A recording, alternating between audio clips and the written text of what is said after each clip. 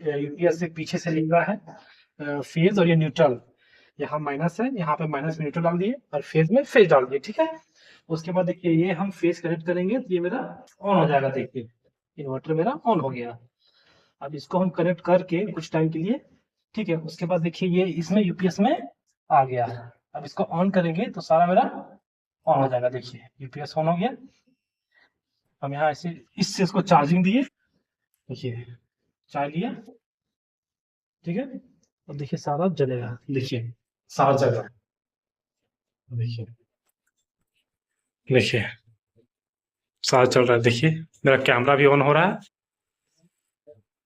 देखिए फैन भी ऑन हो गया और ये मेरा इन्वर्टर भी ऑन हो गया, देखिए ऐसा ही होता है। ये मेरा चार्जिंग दे दिए, यहाँ से ऑन कर दिए, ये चला गया।